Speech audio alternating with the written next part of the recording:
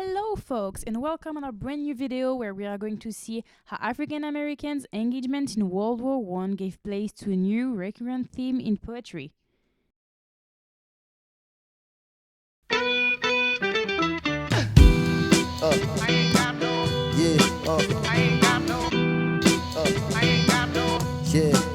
At that time, African Americans engaged in the war to win some respect, some recognition, and to finally be considered as equal as the other citizens.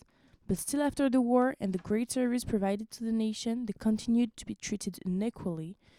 And because of that, some poets took their pen and started to write about it, demanding for justice. The first poem we decided to show you on that subject is called If We Must Die and was written by Claude McKay, who was an author that was part of the Harlem Renaissance that we saw in previous episode. The poem is written in response to the violences that still existed after the war towards the black community. I will now read some lines to you so you can understand.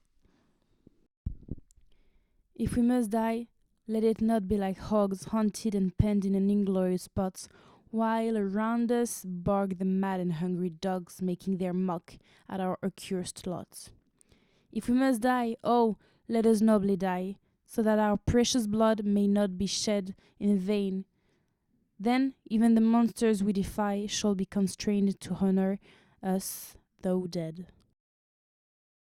Claude McKay explains in the poem that blacks shouldn't continue to be treated as animals. There's clearly an inequality between white compared to mad and hungry dogs and black compared to hogs. He talks about black being hunted, which is a very harsh vocabulary to refer to human beings, but him and many others at the time think this situation must stop, and after the war, African Americans don't accept to be treated like that anymore. They won't stay quiet and start pointing out the problem through literature. He says that just like the others, the blood running in black's vein is precious. Moreover, they have nothing to lose, just like when they entered the war.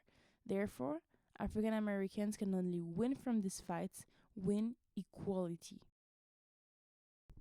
The second poem that traduces this inequality and the inferior place given to blacks at that time is a poem called Cage the Bird that was written by Maya Angelou. In her poem, she traduces the struggle of freedom. The whole poem is based upon a metaphor where the free bird is considered being the white people and the caged bird representing African Americans.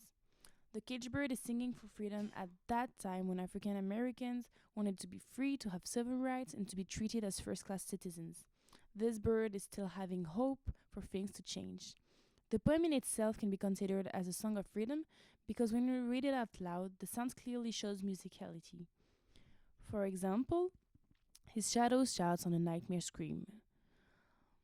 We can say that this call is so intense that it is heard on distant hills, as it is a call coming from every African American, and even more, as we will see in the following video, where all different types of citizens of America read some lines out. This is a recent tribute to Maya Angelou and to her words. I will just let you have a look at it. Bird leaps on the back of the wind and floats downstream till the currents end, and dips his wings in the orange sun rays and dare to claim the sky. But a bird that stalks down his narrow cage can seldom see through his bars of rage. His wings are clipped and his feet are tied, so he opens his throat to sing. The free bird thinks of another breeze, and the trade winds soft through the sighing trees. Beautiful, isn't it? This poem can clearly be linked to her autobiographic book, which is called I Know Why the Caged Bird Sings.